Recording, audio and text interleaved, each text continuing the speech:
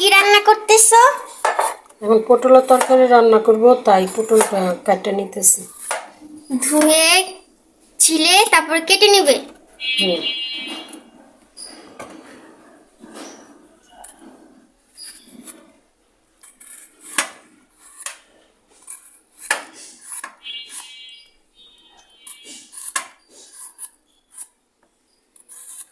তো এখানে 11টা পটল আছে।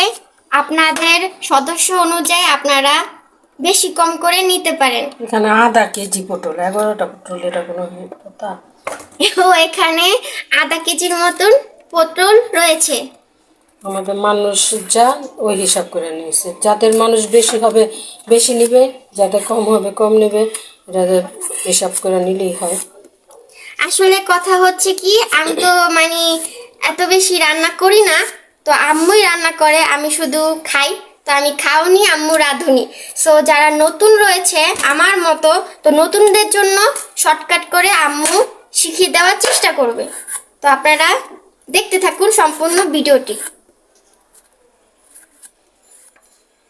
বন্ধ করে তখন দেখলাম না, শুনলাম এটার সাথে দুটা আলু আছে। এখন ভালো করে ধুইয়া তারপরে কেটে নেব। আলু দিলে স্বাদটা বেড়ে যাবে। এটার সাথে আলু দিয়ে নিতে হয়।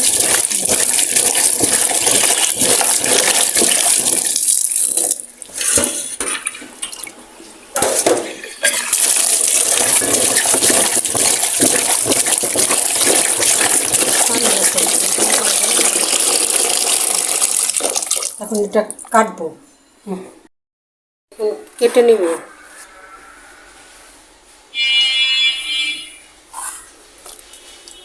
কেউ 2 ভাগ করে রান্না করে, আবার কেউ 4 ভাগ, মানে কাটাটা নিজেদের মতন করে কাটটা রান্না করলেই হয়। ঠিক আছে। আলুর সাথে যদি টমেটো দেওয়া হয়, দেওয়া যায়। আসলে এটা একটা রান্না, একটা আর্ট। যে যেভাবে পারেন রান্না করতে পারেন।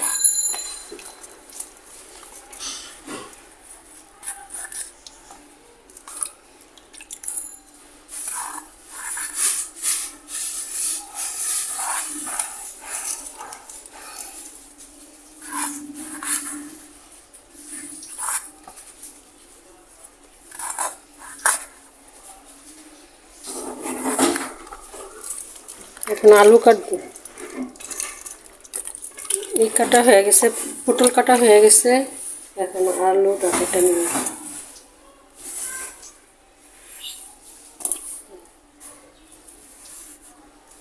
আলু কয় টুকরা? এগুলো যে যেরকম করে কাটতে পারে। এই যে আমাদের মানুষ অল্প, তো এই জন্য আমি সব কিছুর পরিমাণ অল্প। যাদের মানুষ বেশি তারা বেশি পরিমাণ নেবে। তো মানুষ বুঝে বাড়িয়ে কমিয়ে নিতে পারেন। সামান্য একটু হলুদের গুঁড়া, এই যে সামান্য একটু হলুদের গুঁড়া এখানে দিতে হবে। আর একটু মরিচে সরি লবণ দিয়ে তারপর কি করবে? এই যে এখন ভালো করে মিক্সচার করে নিব। নিয়ে বললামই তো আমি প্রথমে, পাঙ্গাস মাছ ভালো করে ভেজে রান্না করতে হয়, তা না হইলে পাঙ্গাস মাছের একটা কেমন যেন একটা মানে গন্ধ কয়, ভাল লাগে না। আর অনেকে তো দেখা যায় অনেক মাছ আর কি কাঁচাই করে, কিন্তু পাঙ্গাস মাছটা কাঁচা ভাল লাগে না, না? না, কাঁচা ভালো লাগে হলো ইলিশ মাছ। ইলিশ মাছটা কাঁচা ভালো লাগে। আর বাকি মাছগুলা, এগুলো বিশেষ করে আমরা ভাজা ছাড়া তো খাই না। যারা খায় তারা খাইতে পারে, কিন্তু আমরা তো সবসময় আসলে ভাজা ভাজা হলে মানে ভালো লাগে। যে কোনো জিনিস একটু কড়কড়া তো মচমচে তো ভালো লাগবেই, স্বাভাবিক। এখন ফ্রাই প্যান চুলাতে বসিয়ে দিলাম। মিডিয়াম আছে না? আরে মিডিয়াম আছে কি, জুরাইন এলাকায় গ্যাস থাকে?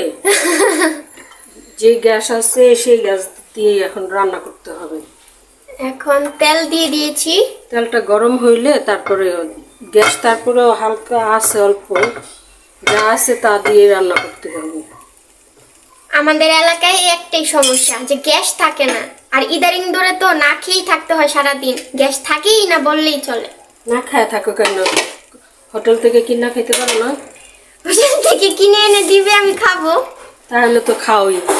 না খায় কেউ থাকতে পারে? সেটাও তো কথা, তবে গ্যাস থাকাটা আসলে মানে ভালো।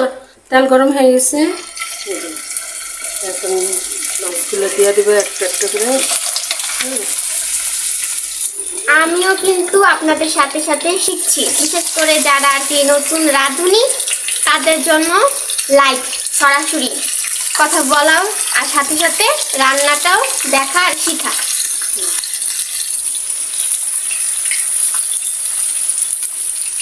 আচ্ছা, আমার তো বিশেষ করে তেল ছিটার ভয় আছে, এটা তো জানোই। তাহলে আমি যদি দিয়ে দিই চুলাতে বসে সাথে সাথে, তাহলে হবে না? না, আগে তেল গরম করতে হবে। তোমার যদি এটা তেল ছিটার ভয় থাকে তাহলে চিকন দিয়ে এইভাবে করে তুললা আলু আস্ত করে এইভাবে মাছ বসা দেবে। প্রত্যেকটা মাছ তুললা এইভাবে বসা দেবে, তাহলে আর তেল ছিটা আসবে না। এভাবে বসায় দিয়া তুমি একটু দূরে সেরা থাকতো। আমরা তো সবসময় রান্না করি, এই জন্য আমাদের দূরে সেরা থাকতে হয়, বুঝছো? হুম।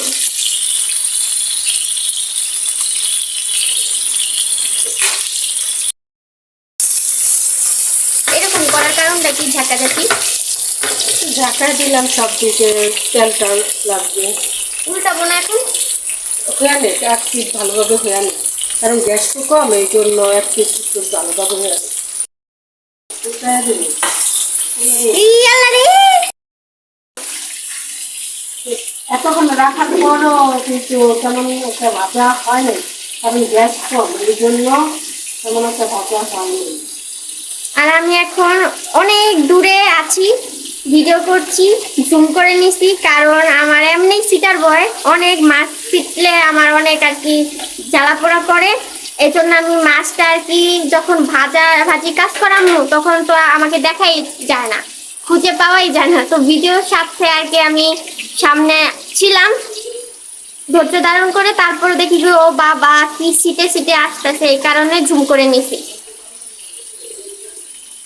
তা আম্মু হেল্পার থাকলে খুবই ভালো হয়। আম্মু আর কি আমি যখন রান্না শিখে যাব তখন আম্মু ভেজে দিবা আর আমি রান্না করবো, ঠিক আছে?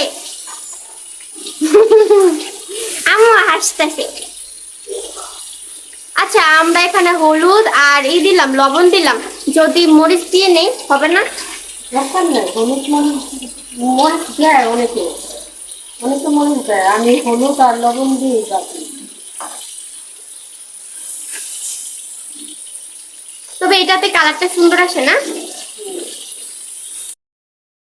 উফ, অনেক যুদ্ধ জয় করার পর একটু মসমসে হলো না?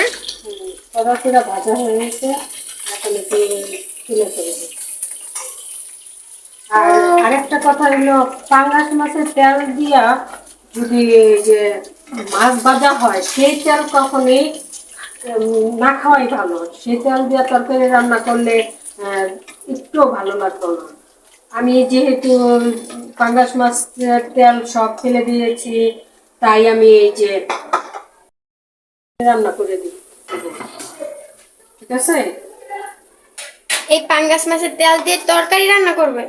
এটা পাঙ্গাস মাছের তেল না, পাঙ্গাস মাছের তেল হইলে আমি এটা ব্যবহার করতাম না, ফেলে দিতাম। যেহেতু এটা পাঙ্গাস মাছের তেল না, এটা সয়াবিন তেল দিয়ে আমি ভাজছি ভালো করে, বেশি করে সয়াবিন তেল দিয়া, তাই আমি এই সয়াবিন তেলটা ফালাবো না।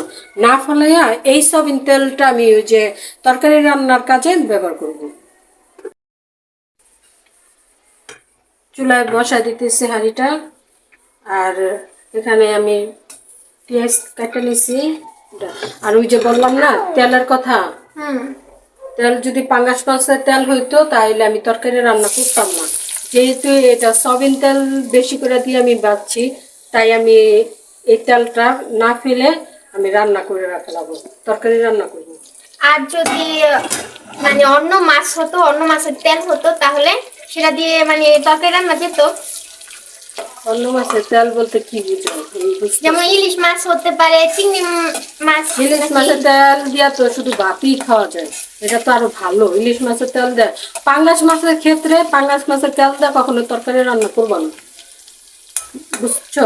আর আচ্ছা বুঝছি। আর ওই যে আরো কিছু কিছু মাছ আছে না, ওগুলো মানে খেতে স্বাদ বেশি না?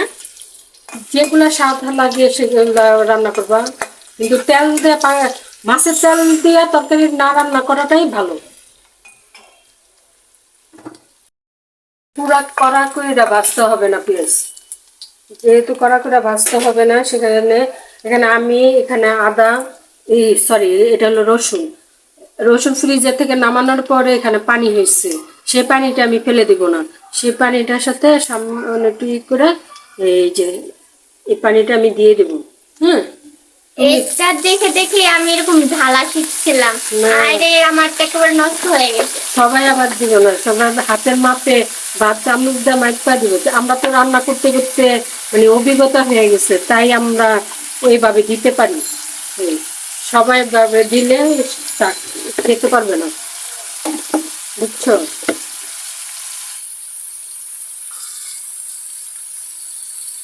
আচ্ছা, আদা রসুন বেশি হলে তরকারি কি ভালো লাগবে না? তরকারি স্বাদ নষ্ট হয়ে যাবে। মানে একটু কম কম করে, মানে পরিমাণ মতো সব দিতে হবে। হুম, এবার আমি পানি ঢালছি, দেখে এইভাবে পানি ঢেলে দিব না। মরিচের গুঁড়া দিয়ে দিলাম 1 চামচের মতন, হলুদের গুঁড়া,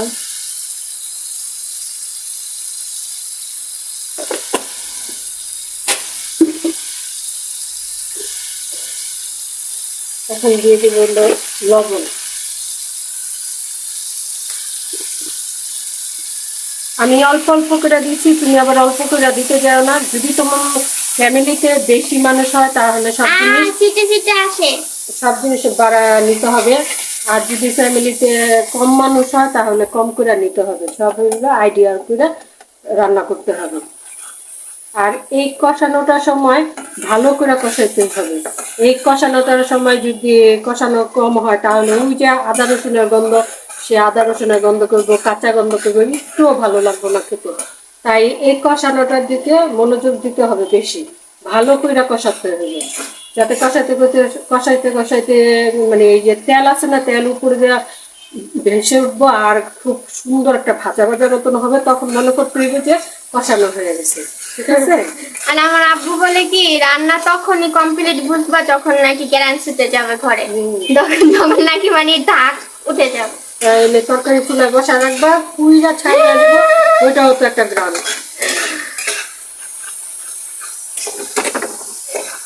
আমার কাছে কষানিটাও মানে ভয় লাগে এই কারণে, কারণ আমি তো ভাবতাম যে মাছ ভাজার সময় আর কি সিটে আসে, এখন দেখি কষানির সময় আর কি সিটে ছুটে আসে।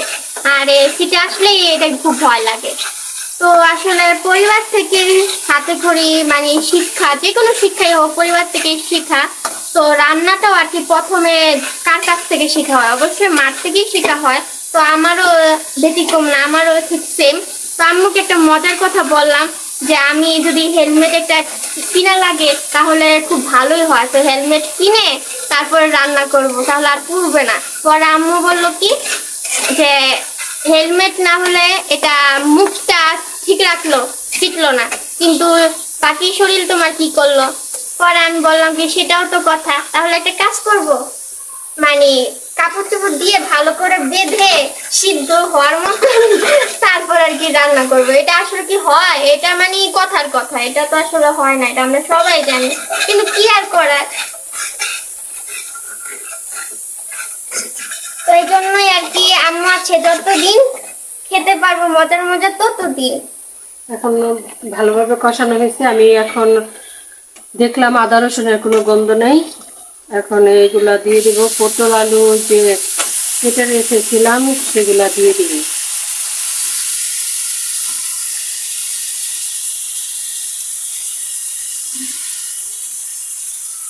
পটল আলু এটা হলুদ দেখা যেতেছে কেন, আমি হলুদ দিয়ে হাত ধুচ্ছিলাম, এই কারণে এটা পানিটা হলুদ হয়ে গেছে। আমি এটা জিজ্ঞাসা করতাম করার আগে, বলে হালকা একটু পানি দিয়ে কষাবো। হ্যাঁ, আর একটু পানি বেশি দিলে? না, আর পানি না, আমি এটা তো কষাইতে হইব। আমি তো মানে মরিচ কষাইছি, এখন তো তরকারিটা কষাইতে হইব না, তরকারিটা ভালো করে কষাই নিতে হইব। বুঝতে পারছো? হুম। তরকারিটা ভালোভাবে কষাইতে হবে। এখন পানিটা দেওয়ার অর্থ হইলো এই যে এখন ঢাকা দিব না, যাতে করে আর না পুড়ে।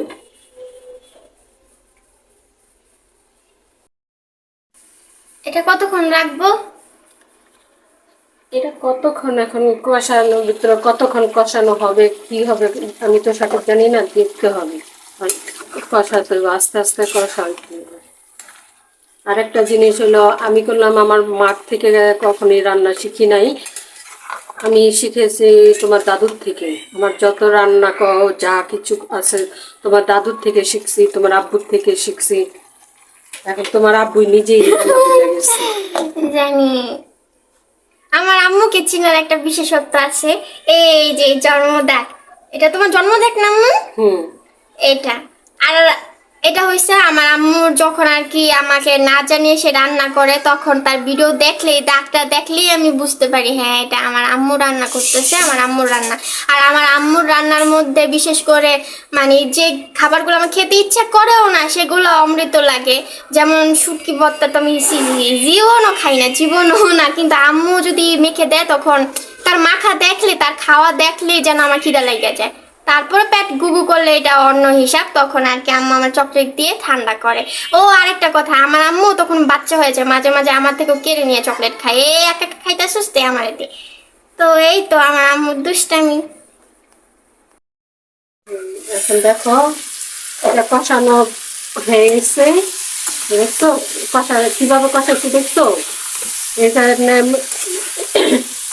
মশলাটি আগে কষাইছি, তারপরে তরকারি দিয়া আবার কষাইছি, কষানোর মধ্যে অর্ধেক সিদ্ধ হয়ে গেছে। এখন আমি পানি ঢেলে দিব। এই জন্য কষানোতে এই যে আদা রসুনের গন্ধ করে না। তুমি যে তরকারি মাঝে মধ্যে রান্না করো সেটাতে আদা রসুনের গন্ধ কেন করে? এই যে এইভাবে কষানো। এই জন্যই তো তোমার খাবার বেস্ট, আমার আম্মুর পিজা বেস্ট, আমার আম্মুর বিরিয়ানি বেস্ট। হুম। সব চাইতে মানে সারা বিশ্ব থেকেও আমার আম্মুর রান্না সেরা সেরা। আমাকে আমাকে খুঁটি দিয়া দাঁড়া করে রেখে সারা জীবন যাবে। না, হ্যাঁ, সারা জীবনের জন্যই আমি দোয়া করি আল্লাহর কাছে যাতে খুঁটি দিয়েই দাঁড়া করে রাখে। আর তুমি আমাকে এরকম মানে তরকারি, তারপরে আমার তো ভাত খেতে ভালোই লাগে না, এরকম মানে রান্না করে ঠেসে ঠেসে খাওয়াবে, তারপরে তো একটা গুগু করলে এই যে আমি এগুলা খাবো। এই যেগুলো আমার ঘরে থাকেই, বিশেষ করে আমার মানে আমার এগুলো ভালো লাগে না, পেট ব্যথা করে, ভাত খেলেই আমার পেট ব্যথা করে। এই যে এগুলো থাকবেই। এগুলো কেন থাকে বলো তো? কারণ আমার পেটটা কি করে, গুগু করে, মুসরা মুসরি করে। আর আমার ছোটকালের থেকে এরকম করে দেখে আমার আম্মু বিরিয়ানি রান্না করে দিলাম, সুস্থ হয়ে যেতাম। তখন আর পেট ব্যথা করে না, মাথা ব্যথা করে না, পিঠ ব্যথা করে না, তখন আমি সুস্থ হয়ে যাই। তারপর কি করবে আম্মু? এটা বলো কাশু। তাহলে বলক আসা অবধি আমরা অপেক্ষা করতে থাকবো। আমি জানি না কার রান্না কেমন, কিন্তু মানে কেউ রান্নাই না আমার ভাল লাগে না, শুধু আমার আম্মুর রান্নাই ভাল লাগে। আমার আম্মুর রান্না সারা বিশ্বের 1 নাম্বার বেস্ট। প্রত্যেকটা সন্তানের কাছে তার আম্মুর রান্না ভালো। আমার কাছে বেশি ভালো, অনেক বেশি সবার কাছে ভালো। সবার কাছে সবার আম্মুর রান্না ভালো। সবার আম্মু তো সবাইকে খাওয়াই দেয় না, তুমি তো আমাকে প্রত্যেকদিন সবাইকেই খাওয়াই খাওয়াই দাও। দেয়। প্রত্যেকটা সন্তানের কাছে তার বাবা মা সমান, আর বাবা মার কাছে সন্তান সমান। তুমি তো আমার প্রত্যেকদিন খাওয়াই দাও, খালি মাঝে মাঝে আমি একটু তুমি খাই। একা দেখা খাও, আর 10টা পোলা পাইন বা 5টা পোলা পাইন হইলে কি খাওয়া দিতে পারতাম? তখন তো তোমার এই ইচ্ছা মতো পিটাই, আমি সাথে মাথা লেগে তুমি তোমাকে পিটি দিতাম। তোমার পিঠে দিতা। ঠিক আছে, তোমাকে দেখবো নাকি আর কয়টা সন্তান আছে ওদেরকে আমাকেই দেখবো? দেখবা, এই জন্য আল্লাহ তাআলা আমার একই বানাইছে করে। ইস, আমার পিঠে দাও, তুমি পিঠে দাও। এখন তো তুমি একা দেখা তোমাকে পিটি দিই না। পাইলে আবার সারো না। ইস, এটা ভাববেন না একটা মা তো মেয়ে দেখে আমার পিঠে দেয় না। কেউ কিছু করলে তাও আমার বকে, কেউ কিছু করলে তাও আমার পিঠে দেয়, মানে মোট কথা আমার এই পাট করে চোখে দেয় না। পরের মানুষ কি পিটি দেওয়া যায়? নিজের সন্তান দেখতে হবে, সবকিছু করতে হবে। নিজের সন্তান আদরও বেশি করতে হয়, এরা তো কম দাও। আদর কম কিভাবে দিই? তোমাকে ধৈর্য সহায় কি তারপর ডাকি ডাইকা নাকি রে তুমি না যে আম্মু আম্মু চাল তো বলো করে একটু বলো কাশতাছে এখন হয়ে আসলে কিছুক্ষণ পরে দিয়ে দেবে মাছ দিয়ে দেবে স্বাদ মতো লবণ দিয়ে নেওয়ার পরে তারপরে কি সাত মতো লবণ দেওয়ার নেওয়ার পরে কি যা দাও আগে দিয়ে দিছি সব এখন ওই যে মাছ দিয়ে দেবো টপাটপ দিয়ে নিব গপাগপ গিলে ফেলবো হয়ে গেলে আর কি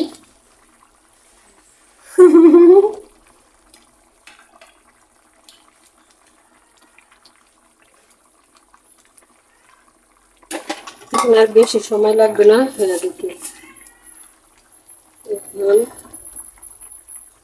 এর মধ্যে দুইটা দিকে দেখাও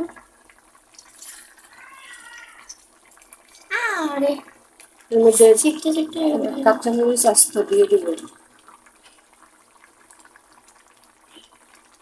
আচ্ছা ফেরেও তো দেও নাকি না হ্যাঁ কাঁচামরিচ আমি ফেরে দেয় কখনো কাঁচামরিচ ফেলে দিই না আস্তা দিয়ে দিই। আস্তা দিয়ে দিই, যার লাগবে জাল যার লাগবে সে নিয়ে খাবে আর না লাগলে ফেলে দেবে তবে কাঁচামরিচটা আর কি ফেলে দিলে আমার মতে মানে স্বাদটা আরো বেড়ে যায় আর মানে চারোদিক দিয়ে কাঁচামরিচের গ্যারানটা আর কি আরো বেশি বাড়ে আমার কাছে তেমন ভালো লাগে না তোমার আব্বু কাঁচামরিচ ফেলে দেয় আমার আম্মু কিন্তু আব্বুর থেকে রান্না শিখে এখন আব্বু রান্নাই আর ভালো লাগে না তার এখন এখন কি করব এখন হয়ে গেছে এখন ধনিয়া পাতা দিয়ে দিব পুরো দিয়ে এখন ধনিয়া পাতা দিয়ে তারপর আর কি দিয়ে দিলেই হয়ে যাবে হয়েই গেছে তরকারি আর কোনো কিছু বাকি নেই হয়ে গেছে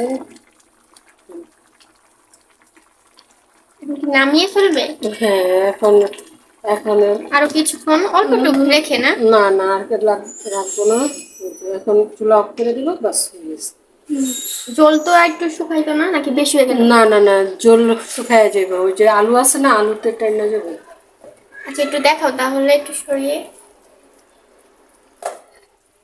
আর যারা জল করে তারা জল খাবে বন্ধ করো তো একটু এখন ধনিয়া পাতা দিয়ে দিয়েছি কিছুক্ষণ একটু জলটা শুকায় আসলেই বাস নামায় ফেলবো আর কিচ্ছু করতে হবে না তরকারি সম্পূর্ণ কমপ্লিট আর যারা একটু ঝোল বেশি খাতে ঝোল রাখবে আর যারা কম খায় কম রাখবে